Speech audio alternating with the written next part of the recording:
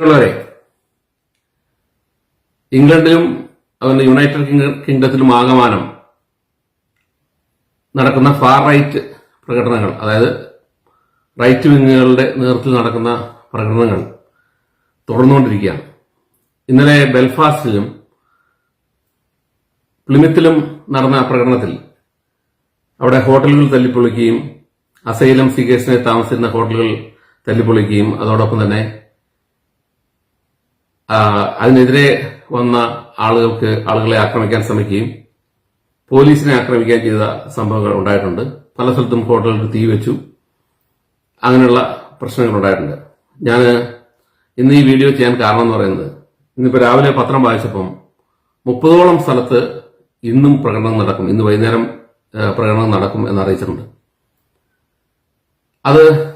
അതിനെ ശക്തമായി നേരിടുമെന്നും ഗവൺമെന്റ് കൂടുതൽ എക്സ്ട്രാ പോലീസിംഗ് ഏർപ്പെടുത്തുകയും അതോടൊപ്പം തന്നെ ഇതിനു മുമ്പ് നടന്ന പ്രകടനങ്ങളിൽ 400 പേരോളം ആളുകളെ അറസ്റ്റ് ചെയ്ത് കോടതിയിൽ ഹാജരാക്കുകയും അവർക്കെല്ലാം ഏറ്റവും മാക്സിമം ശിക്ഷ കൊടുക്കുകയും ചെയ്യുമെന്ന് ഗവൺമെന്റ് പറഞ്ഞിട്ടുണ്ട്. ഒട്ടേറെ മെഷേഴ്സ് ഗവൺമെന്റ് എടുത്തിട്ടുണ്ട്. എങ്കിൽ കൂടിയും ഈ ആക്രമണങ്ങൾക്ക് സാധ്യതയുണ്ട്. അതുകൊണ്ട് മലയാളികളായിട്ടുള്ള ആളുകൾക്കാണ് ഞാനെപ്പോഴും എന്റെ മെസ്സേജ് പറയുന്നത്. കാരണം നമ്മൾ മലയാളം സംസാരിക്കുന്ന ഒരിക്കലും മറ്റാർക്കും മനസ്സിലാകണമെന്നില്ല. അതുകൊണ്ട് മലയാളികളായ ആളുകൾ സൂക്ഷിച്ചു നടക്കുക എന്ന് പറയാനാണ് ഞാൻ ഈ അവസരം ഉപയോഗിക്കുന്നത്. ഇന്ന് മെയിൻ മീഡിയാസ് ഒക്കെ ഈ 30 സ്ഥലത്ത് ഡെമോൺസ്ട്രേഷൻ നടക്കുമെന്ന് പറഞ്ഞുള്ളൂ. സ്പെസിഫിക് ആയിട്ടുള്ള ഏരിയാസ് പറഞ്ഞിട്ടില്ല. മറിച്ച് ഗൂഗിളിൽ സെർച്ച് ചെയ്തപ്പോൾ കിട്ടിയ വിവരം അനുസരിച്ച് ഓക്സ്ഫോർഡ്, മിഡിൽസ്ബ്രോ, ഷെഫീൽഡ്, സ്റ്റോക്ക്, ടോൺവർത്ത്, റോദറാം, അതോടൊപ്പം തന്നെ വെസ്റ്റ് മിഡ്ലൻഡ്സിലെ, അതായത് ബർമിംഗ്ഹാം ഉൾപ്പെടെയുള്ള മേഖലകളിലെ മോസ്കുകളിലെ ആളുകളോട് മോസ്കുകൾ സുരക്ഷിതമായിരിക്കണം, അതുപോലെ നിങ്ങൾ ശ്രദ്ധിക്കണമെന്ന് പറഞ്ഞിട്ടുണ്ട്. മോസ്കുകൾക്ക് നേരെ ആക്രമണം ഉണ്ടാകാം എന്ന് പറഞ്ഞിട്ടുണ്ട്. മോസ്കുകൾക്ക് എന്ന് പറഞ്ഞാൽ മിഡ്ലൻഡ്സിലുള്ള ഏരിയയിൽ എന്ന് പറഞ്ഞാൽ ഒട്ടുമിക്കവാറും മധ്യ ഇംഗ്ലണ്ടിലുള്ള പ്രദേശങ്ങളിലുള്ള സ്ഥലങ്ങളിലെല്ലാം പ്രശ്നങ്ങൾ ഉണ്ടാകാൻ സാധ്യതയുണ്ട് എന്ന് ഗവൺമെന്റ് മെസ്സേജ് പാസ് ചെയ്തിട്ടുണ്ട്. അതോടൊപ്പം തന്നെ എംപിമാരോട്, പാർലമെന്റിലുള്ള എംപിമാരോട് അവരുടെ കോൺസ്റ്റിറ്റ്യുവൻസിയിൽ നിങ്ങൾ വീട്ടിൽ നിന്ന് ജോലി ചെയ്യണമെന്നും പോലീസിനെ മാക്സിമം സഹായിക്കണമെന്നും സ്പീക്കറും ആവശ്യപ്പെട്ടിട്ടുണ്ട്. അപ്പൊ അതുകൊണ്ട് ഇത് ഓരോ ദിവസം ചെല്ലുന്തോറും നമ്മുടെ പ്രതീക്ഷയ്ക്ക് അപ്പുറത്തേക്ക് പോവുകയാണ്. ഇതിനകത്ത് ഏറ്റവും പ്രധാനമായിട്ടുള്ള ഇന്ന് വന്നിട്ടുള്ള ഒരു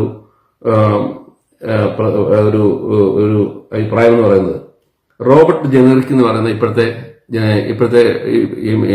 ഷാഡോ ഇമിഗ്രേഷൻ സെക്രട്ടറി, നേരത്തെ അദ്ദേഹം ഇമിഗ്രേഷൻ മിനിസ്റ്റർ ആയിരുന്നു. അദ്ദേഹം പറഞ്ഞിട്ടുള്ള ഒരു പോയിന്റ് എന്ന് പറയുന്നത്, യഥാർത്ഥത്തിൽ ഈ പ്രശ്നങ്ങളുടെ റൂട്ടായിട്ടുള്ള കാരണം എന്ന് പറയുന്നത് ഗാസയ്ക്ക് അനുകൂലമായി ലണ്ടനിൽ നടന്ന പ്രശ്നങ്ങൾ ഇതിന്റെ ഒരു കാരണമായിട്ടെന്ന് ഞാൻ കഴിഞ്ഞ വീഡിയോയിൽ അത് പറഞ്ഞിരുന്നു. അത് അദ്ദേഹം ഇന്ന് സമ്മതിച്ചിട്ടുണ്ട്. അദ്ദേഹം ഇന്ന് ചാനൽ 4 കൊടുത്ത ഇന്റർവ്യൂവിൽ അത് പറഞ്ഞേക്കുന്നത്, ഈ ഗാസ പ്രകടനം ലണ്ടനിൽ നടന്നപ്പോൾ ഒന്ന് ജനോസൈഡ് മുദ്രാവാക്യം, അതേപോലെ റിവർ ടു സീ എന്ന മുദ്രാവാക്യം ഉയർത്തി അവര് ബിഗ് ബെന്നില് ലേസർ രശ്മികൾ ഉപയോഗിച്ച് റിവർ ടു സീ എന്ന മുദ്രാവാക്യം ഉയർത്തിയിട്ടുണ്ട്. That mean it's A genocide slogan, genocide against Jewish, അതാണ് പറഞ്ഞത്. അതായത് ജൂയിഷിനെ പൂർണ്ണമായി ഇല്ലായ്മയും അവരെ തച്ചുടച്ച് തീർക്കുക എന്നുള്ള മുദ്രാവാക്യമാണ് റിവർ ടു സീ എന്നുള്ള മുദ്രാവാക്യത്തിന്റെ അർത്ഥം എന്ന് പറയുന്നത്. അതായത് മെഡിറ്ററേനിയൻ സീക്കും ഗലീലി കടലിനും ഇടയിലുള്ള മുഴുവൻ സ്ഥലവും ഞങ്ങളുടേതാണ്, അവിടെ ജൂതന്റെ യാതൊരു റോളും ഇല്ല എന്ന് പറഞ്ഞാൽ ഞങ്ങൾ ജൂതനെ പൂർണ്ണമായും വൈപ്പ് ഓഫ് ചെയ്യും എന്നാണ്. ഈ മുദ്രാവാക്യമാണ് യഥാർത്ഥത്തിൽ ഈ ഹമാസ് ഉയർത്തിയിരുന്നത്. ആ മുദ്രാവാക്യം അവർ അവിടെ വിളിച്ചു. അതിനുപരി വേറെ ഇദ്ദേഹം പറയുന്നത്, ഒരു ടാബ്ലോയിലൂടെ ഈ ബ്രിട്ടീഷ് ഫ്ലാഗ് വെച്ച ഒരു കപ്പൽ ഹൂത്തി ആക്രമിക്കുന്നതായി കാണിച്ചിട്ടുണ്ട്. അപ്പൊ ഹൂത്തികളുടെ ആക്രമണത്തെ അവിടെ അവര് ഭയങ്കരമായി പ്രശംസിക്കുകയാണ് ചെയ്തത്. ഈ ബ്രിട്ടീഷ് ഫ്ലാഗ് വെച്ച ഷിപ്പിനെ ആക്രമിക്കുന്നതിനെ പ്രശംസിക്കുകയുണ്ടായി. ഈ 2 സംഭവങ്ങൾ ഇവിടെ പ്രധാനമായും നാഷണലിസ്റ്റുകൾക്കൊരു ഗ്രൗണ്ടായി മാറി. അതുപോലെ ഈ സൗത്ത് പോർട്ടിലെ കുട്ടികളെ കൊല്ലുന്നതിനിടയിൽ ജോൺ ഹെയ്സ് എന്ന് പറഞ്ഞ ഒരു ബിസിനസ്സുകാരൻ, അദ്ദേഹം ഈ കുട്ടികളെ കുത്തുന്നതിനെ തടയുകയും അദ്ദേഹത്തിന് പരിക്കേൽക്കുകയും ചെയ്തിട്ടുള്ള ഒരാളാണ്. അദ്ദേഹം പറഞ്ഞത് ഈ ഡെമോൺസ്ട്രേഷന്റെ പുറകിലുള്ള കാരണം, ഇന്ന് BBC പറഞ്ഞിട്ടല്ല, ഡെമോൺസ്ട്രേഷന്റെ കാരണം ഇത് മാത്രമല്ല, ഇത് ആളുകളിൽ പുകഞ്ഞുകൊണ്ടിരുന്ന ഒരു സംഭവം പുറത്തേക്ക് വന്നതാണെന്നാണ്. ഈ ഇമിഗ്രേഷനെതിരായിട്ടുള്ള ഒരു വലിയ പ്രശ്നമുണ്ട്. അവിടെ ലിവർപൂളിൽ തന്നെ ഈ ഗറ്റേക്കർ എന്ന് പറഞ്ഞ സ്ഥലത്ത് ഒരു ഹോട്ടലിൽ ആളുകൾക്ക് താങ്ങാനാവാത്ത വിധം ആ ഹോട്ടലിൽ ആളുകൾ താമസിക്കുന്നു. അതുപോലെ എന്റെ അയലോക്കത്തുള്ള ഇംഗ്ലീഷുകാർ എന്നോട് പറഞ്ഞത്, 3 ബസ്സിൽ ഗെറ്റേക്കറിൽ കൊണ്ടുവന്ന് ആളുകളെ ഇറക്കി വിട്ടിട്ട് പോയി എന്നാണ് പറഞ്ഞത്. അസൈലം ഈ ഇല്ലീഗൽ ഇമിഗ്രൻസിനെ അവരവരുടെ വീടുകളിൽ അവരുടെ ബന്ധപ്പെട്ട അല്ലെ സുഹൃത്തുക്കളായിട്ടുള്ള ആളുകൾ ആരോ ഒക്കെ ഇവിടെയുണ്ട്, അവരുടെ വീടുകളിലേക്ക് പോയി. ഇത്തരത്തിലുള്ള human traffic, illegal human traffic ഇവിടെ ഭയങ്കരമായി നടക്കുന്നുണ്ട്. അപ്പൊ അത്തരം വരുന്ന പ്രശ്നങ്ങളെയാണ് ഈ പറയുന്ന ഫാർ റൈറ്റ് വിഭാഗങ്ങൾ അഡ്രസ് ചെയ്യുന്നത്. പിന്നെ അദ്ദേഹം ഇദ്ദേഹം നമ്മുടെ റോബർട്ട് ജോൺ ജെററിക്ക് എന്ന് പറഞ്ഞ ഷാഡോ ഹോം സെക്രട്ടറി പറഞ്ഞ വേറൊരു പ്രധാന പോയിന്റ് എന്ന് പറയുന്നത് ഇവിടെ ഈ ആളുകൾ ഇപ്പൊ ഈ ഉയർത്തുന്ന മുദ്രാവാക്യം എന്ന് പറഞ്ഞാൽ ഈ പോലീസ് ഇവരോട് കാണിക്കുന്ന സമീപനത്തിലുള്ള അഭിപ്രായ വ്യത്യാസമുണ്ട്. അതായത് പോലീസ് ഇതിനു മുമ്പ് ഗാസ പ്രകടനം നടന്നപ്പം ഈ ആളുകളോട് കാണിച്ച സമീപനം, ഗാസ പ്രകടനത്തിൽ ഈ ജനോസൈഡ് മുദ്രാവാക്യം ഉയർത്തിയവരെ അറസ്റ്റ് ചെയ്യാൻ അവർ വളരെ താമസിച്ചെന്നും, അതുപോലെ ഇവിടെ പറയുന്ന ആളുകളെ ഇവിടെ ഈ ഫാർ റൈറ്റ് മുദ്രാവാക്യം വിളിക്കുന്ന ആളുകളെ അറസ്റ്റ് ചെയ്യാനും നടപടിയെടുക്കാനും വളരെ കൂടുതൽ ശ്രദ്ധിക്കുന്നത് പോലെ തന്നെ എന്തുകൊണ്ടാണ് ഗാസ പ്രകടനത്തിൽ വളരെ ഡെറോഗേറ്റീവ് ആയിട്ടുള്ള മുദ്രാവാക്യം ഉയർത്തിയവരെ അറസ്റ്റ് ചെയ്യാൻ എന്തുകൊണ്ടാണ് പോലീസ് വിസമ്മതിച്ചെന്ന് ചോദിക്കുന്നുണ്ട്. അതുപോലെ ലീ ആൻഡേഴ്സൺ, ഞാൻ കഴിഞ്ഞ വീഡിയോയിൽ പറഞ്ഞത്, ലീ ആൻഡേഴ്സൺ രാജിവെക്കാൻ കാരണം ഈ ഗാസ പ്രക്ഷോഭത്തിൽ ബ്രിട്ടീഷ് നാഷണലിസത്തിനെതിരായി ഇസ്ലാമിക തീവ്രവാദികൾ ലണ്ടൻ തെരുവിൽ കാട്ടിക്കൂട്ടി ഇത്തരം പ്രവർത്തികളാണ്.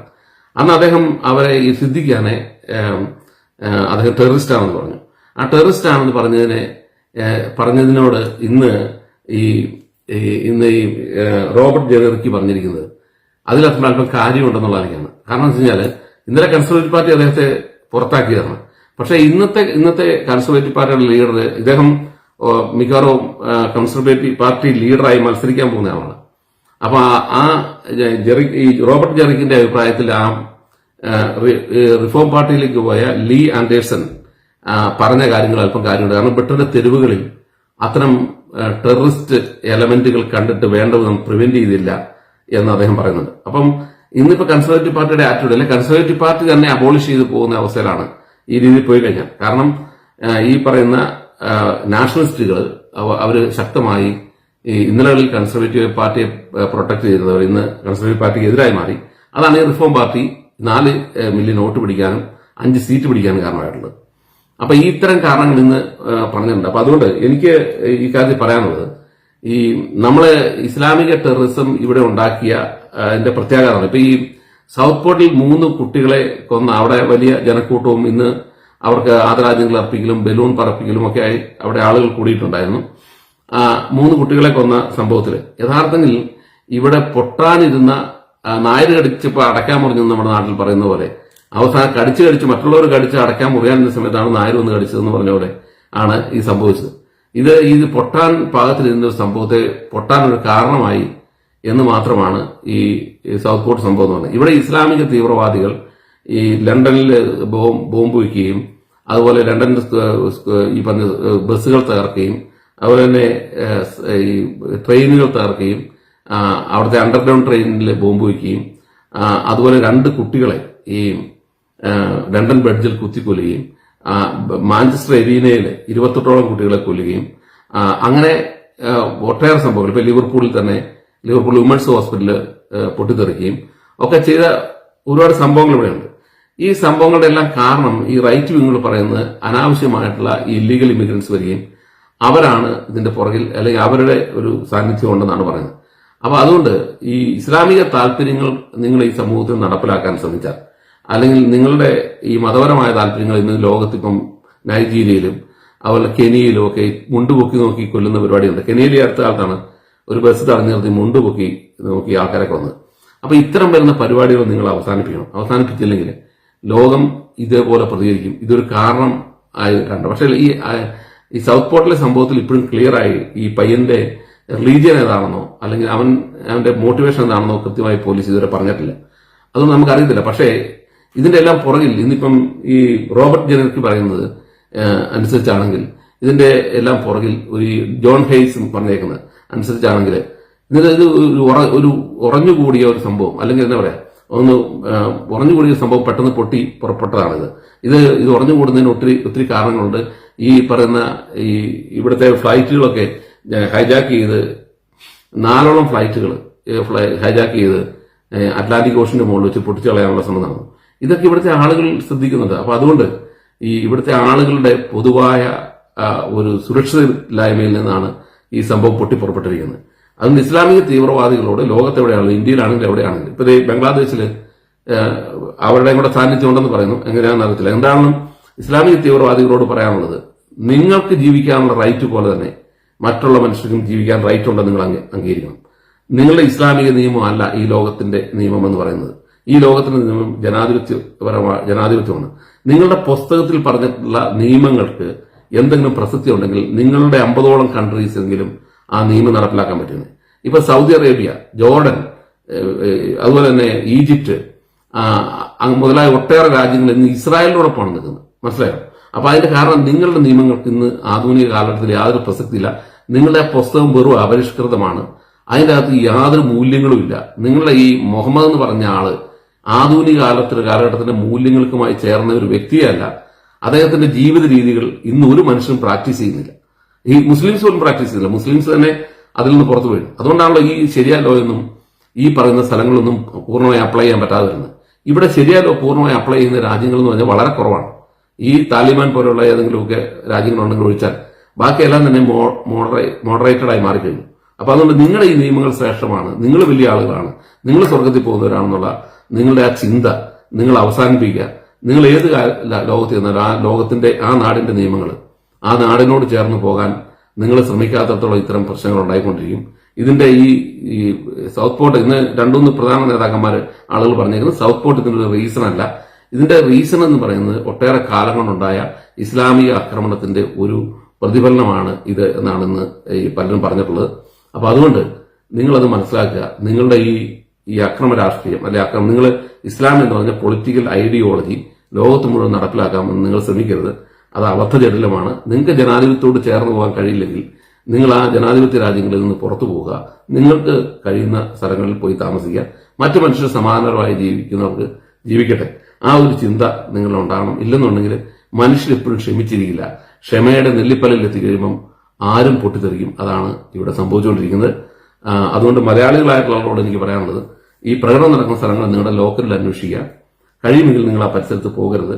കാരണം എം പിമാരോട് പോലും സൂക്ഷിക്കാനാണ് പറഞ്ഞേക്കുന്നത്. അപ്പൊ അതുകൊണ്ട് നിങ്ങളൊരു സ്ഥലത്തും പുറത്തു പോകരുത്. കാരണം അത് നിങ്ങളുടെ ഇപ്പം കൺമുമ്പിൽ കിട്ടിയാൽ നമ്മളിവിടെ ലീഗലായിട്ട് വന്നുള്ളവരാണ്. നമ്മളെ റിക്രൂട്ട് ചെയ്ത് കൊണ്ടുവന്ന ആളുകളാണ് കൂടുതലുള്ളത്.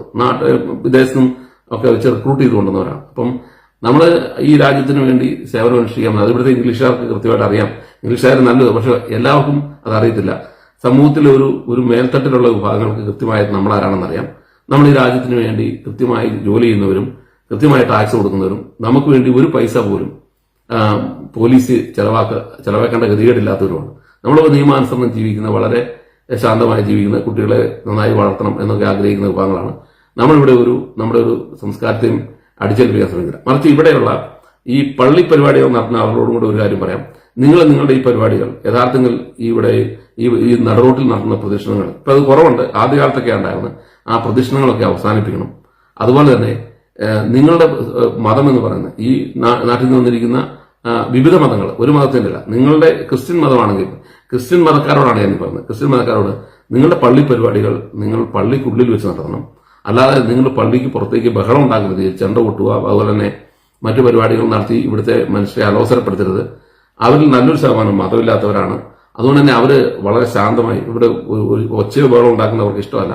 നിങ്ങൾ എവിടെയാണെങ്കിലും ഇവിടുത്തെ ഒരു സ്ട്രീറ്റ് പോലും എത്രയോ ശാന്തമാണെന്ന് നിങ്ങൾ മനസ്സിലാക്കണം. അതുകൊണ്ട് നിങ്ങളുടെ നാട്ടിലെ ഓളങ്ങൾ, ഈ പള്ളി പ്രകടനങ്ങളും വെടിക്കെട്ടും പരിപാടികളും ഒക്കെ ആയി നിങ്ങൾ റോഡിൽ ഇറങ്ങരുത്. ക്രിസ്ത്യൻ വിഭാഗങ്ങളോടാണെങ്കിലും ഇത് എല്ലാ മതങ്ങൾക്കും സ്വാധീനമുള്ള, എല്ലാ മതങ്ങൾക്കും ജീവിക്കാൻ അവകാശമുള്ള, എല്ലാ സ്വതന്ത്ര ചിന്തകൾക്കും എത്തിസ്റ്റുകൾക്കും എല്ലാം ജീവിക്കാൻ അവകാശമുള്ള ആളാണ്.